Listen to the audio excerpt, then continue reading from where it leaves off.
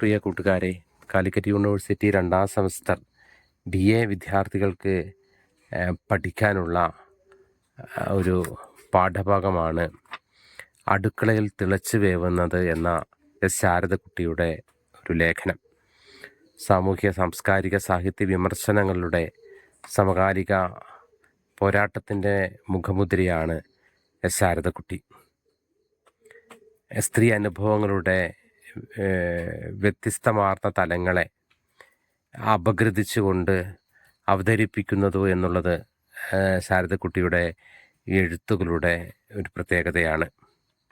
നമുക്ക് പഠിക്കാനുള്ള അടുക്കളയിൽ തിളച്ച് വേവുന്നത് എന്ന ലേഖനം ശാരദക്കുട്ടിയുടെ പെണ്ണ് കൊത്തിയ വാക്കുകൾ എന്ന പുസ്തകത്തിലെ ഒരു ലേഖനമാണ്. കുടുംബം, സമൂഹം എന്നീ സ്ഥാപനങ്ങൾക്കകത്ത് അടുക്കളയുടെ സ്ഥാനം വിശദീകരിക്കുന്നതോടൊപ്പം തന്നെ അടുക്കളയും സ്ത്രീയും തമ്മിലുള്ള ബന്ധത്തെ സാമൂഹികവും സാംസ്കാരികവുമായിട്ടുള്ള തലത്തിൽ പൊളിച്ചെഴുതാനും വായിക്കാനുമാണ് ആര് ശ്രമിക്കുന്നത്? ശാരദക്കുട്ടി ശ്രമിക്കുന്നത് എന്ന് മനസ്സിലാക്കുക. അടുക്കള എന്നത് വ്യത്യസ്തമാർന്ന വിഭവങ്ങളും അത്ഭുതകരമായിട്ടുള്ള രസക്കൂട്ടുകളും പാചക പ്രവൃത്തികളും നടക്കുന്നത് ഒരു പരീക്ഷണശാലയിലാണ് എന്ന് പറഞ്ഞുകൊണ്ടാണ് ലേഖനം ആരംഭിക്കുന്നത്. ഭൂരിപക്ഷം കുടുംബങ്ങളിലും സ്ത്രീകൾ എന്ന് പറയുന്നത് സർക്കസിലെ ട്രിപ്പീസ് കളിക്കാരുടെ മെയ്വഴക്കത്തോടെ ഒരു യന്ത്രത്തിൻ്റെ കാര്യക്ഷമതയോടെയും എല്ലാ ദിവസവും പരീക്ഷണങ്ങളായിട്ട് ആവർത്തിച്ചു കൊണ്ടിരിക്കുന്ന നിരവധി വിഭവങ്ങൾ ഉണ്ടാക്കാൻ ശ്രമിക്കുന്ന ഒരു യന്ത്രമാണ് എന്നവർ പറയുന്നു. കാരണം തലമുറകളായിട്ട് ശീലിച്ചു വന്ന ഈ വഴക്കങ്ങൾ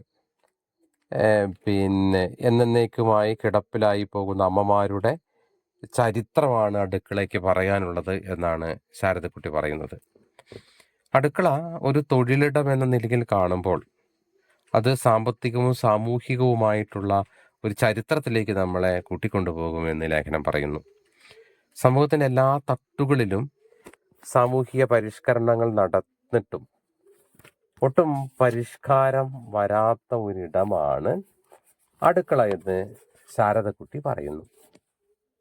കാരണം ഈ ആധുനികതയുടെയൊക്കെ കടന്നുവരവോട് കൂടിയിട്ട്, അല്ലെങ്കിൽ സാമൂഹിക പരിഷ്കരണ പ്രസ്ഥാനങ്ങളുടെയൊക്കെ കടന്നുവരവിന് ശേഷം, ആഗോളവൽക്കരണത്തിൻ്റെ കടന്നുവരവിന് ശേഷം, ഈ ആർക്കിടെക്റ്റിലെ വിപ്ലവങ്ങളൊക്കെ അതൊക്കെ അടുക്കളയുടെ ഘടനയെയൊക്കെ മാറ്റിയെങ്കിലും അടുക്കളയുടെ കുത്തകാവകാശം ഇപ്പോഴും സ്ത്രീകൾക്കാണ് എന്നുള്ള ഒരു ബോധത്തിൽ നിന്നൊരു മാറ്റം ഇതുവരെ ഉണ്ടായിട്ടില്ല എന്ന് പറയുന്നു. അടുക്കള ഒരു പൊതു ഇടമായി നിലനിൽക്കുമ്പോഴും ഈ പൊതു ഇടത്തിൽ നമ്മൾ പാലിക്കേണ്ട, അതായത് പൊതു ഇടമായി ബസ് സ്റ്റാൻഡിലോ അല്ലെങ്കിൽ സ്കൂളുകളിലോ കോളേജുകളിലോ ഒക്കെ നാം പാലിക്കപ്പെടേണ്ട ജനാധിപത്യ മര്യാദകളും അവകാശങ്ങളും നീതിയും ഇവിടെ നിഷേധിക്കപ്പെടുന്നു എന്നാണ് പറയുന്നത്.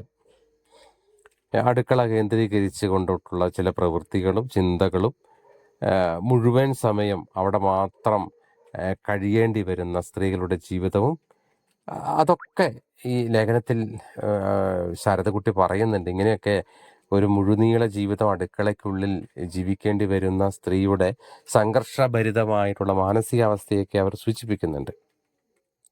വീട് ഇങ്ങനെ പലവിധ കാര്യങ്ങളൊക്കെ ചെയ്യേണ്ട ഒരു ഇടമായി മാറുമ്പോൾ, അതായത് വീട് മൊത്തം അടുക്കളയുടെ ഒരു കൂട്ടമാണ്, ഓരോ മുറിയും അടുക്കളയുടെ കൂട്ടമായി തീരുന്നു. സ്ത്രീ അവിടെ മാത്രം ജീവിക്കപ്പെടുമ്പോൾ സ്ത്രീക്ക് അതിജീവിക്കാൻ പൊതുവും സ്വകാര്യവുമായിട്ടുള്ള 2 ശരീരങ്ങൾ വേണ്ടി വരുന്നു എന്നുള്ളതാണ്.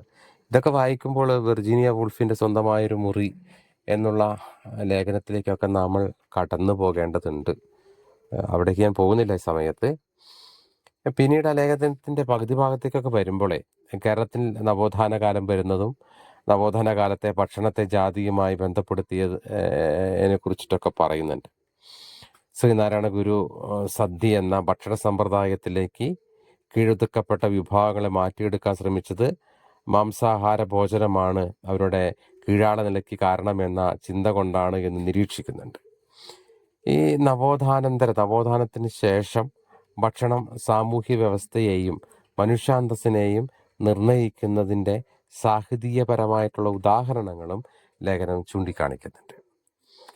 അതായത് വീടെന്ന് പറയുന്ന വലിയൊരു യന്ത്രത്തിൻ്റെ ചെറിയൊരു ഭാഗമാണ് അടുക്കള.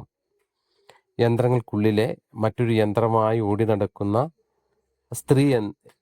ഈ സ്ത്രീ എന്ന് പറയുന്ന കഥാപാത്രത്തെ കവിതകളിലും കഥകളിലൊക്കെ പലതരത്തിലും വാഴ്ത്തപ്പെട്ടിട്ടുണ്ട്.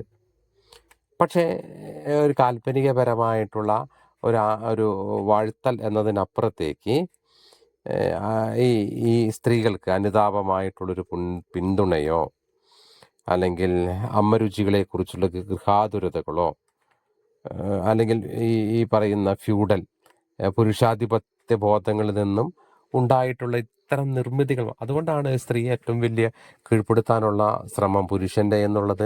നീ വെച്ച ഭക്ഷണത്തിന് അല്ലെങ്കിൽ നീ ഇന്നുണ്ടാക്കിയ ഭക്ഷണത്തിന് നല്ല രുചിയാണ് എന്ന് പറഞ്ഞാൽ അടിമപ്പെട്ടു പോകുന്ന ഈ സ്ത്രീ എന്നുള്ളത് പുരുഷാധിപത്യ ബോധത്തിൽ നിന്ന് വന്നതാണ് എന്ന് പറയുന്നത്. അതായത് ഈ രാവന്തിയോളം അടുക്കളയ്ക്കുള്ളിൽ കഴിയേണ്ടി വരുന്ന സ്ത്രീക്ക് അവരുടെ ആരോഗ്യമോ വിശ്രമോ ചിന്തയോ ഒന്നും ആർക്കും ഒരു വിഷയമേ അല്ല എന്ന് പറയുന്നു. പാചകം ചെയ്യുന്ന പുരുഷൻ അഭിനന്ദനം അർഹിക്കുന്നതാണെന്ന ചിന്ത പോലും പുരുഷ യുക്തിക്കാണ് എന്നുള്ളതാണ്. ലോകങ്ങൾ മുഴുവൻ അറിയുന്ന പുരുഷന് പാചകം അറിയില്ല എന്നതൊരു സ്വാഭാവികതയായി സ്വീകരിച്ചിരിക്കുന്ന സംസ്കാരമാണ് നമ്മളുടേത്. ഇതിനൊരു മാറ്റം അനിവാര്യമാണ് എന്ന് എഴുത്തുകാരി പറയുന്നു.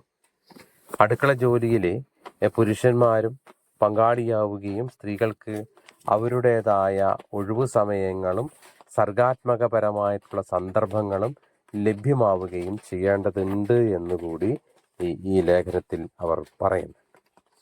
അത്തരത്തിൽ ഈ അടുക്കളയിൽ സഹായിക്കുന്ന പുരുഷന്മാരെ അല്ല ആവശ്യമെന്നും വീട്ടുത്തരവാദിത്തങ്ങളിൽ സ്ത്രീകളെ പോലെ തന്നെ പുരുഷനും ഈ പറയുന്ന ഉത്തരവാദിത്തങ്ങൾ ഉണ്ട് എന്നും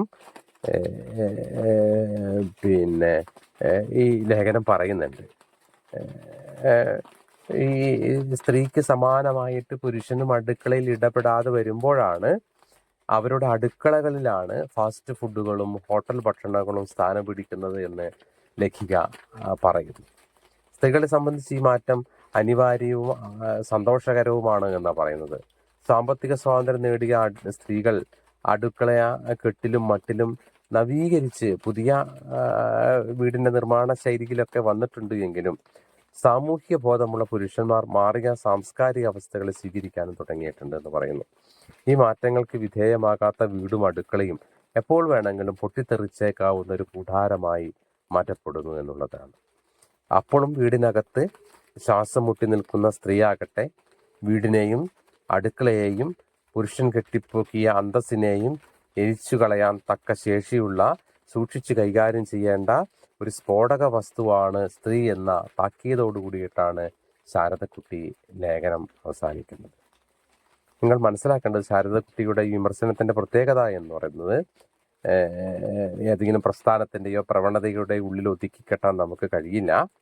ലിംഗപരമായ ലിംഗപദവി അനുസരിച്ച് സ്ത്രീകൾ നേരിടുന്ന പ്രശ്നങ്ങളെ കുടുംബത്തിൻ്റെ അകത്ത്, സമൂഹത്തിൻ്റെ അടുത്ത്, തൊഴിലിടത്ത് അവൾ അനുഭവിക്കുന്ന വേദനകളെ, സ്ത്രീകളോടുള്ള മനോഭാവത്തെ, മാറിയ ഭൗതിക സാഹചര്യത്തിൽ സ്ത്രീ സമൂഹത്തിന് നൽകുന്ന സൗകര്യങ്ങളെക്കുറിച്ച് ഒരു ചെറിയ തോതിലെങ്കിലും പുരുഷാധിപത്യ സമൂഹത്തിന് നേരെയുള്ള പ്രതിരോധമായിട്ട് അത്തരത്തിൽ സമൂഹത്തിൻ്റെയും സംസ്കാരത്തിൻ്റെയും മണ്ഡലങ്ങളിൽ നടക്കുന്ന സൂക്ഷ്മ യാഥാർത്ഥ്യങ്ങളെ ശാരദക്കുട്ടിയുടെ ലേഖനം തുറന്നു കാണിക്കുന്നു.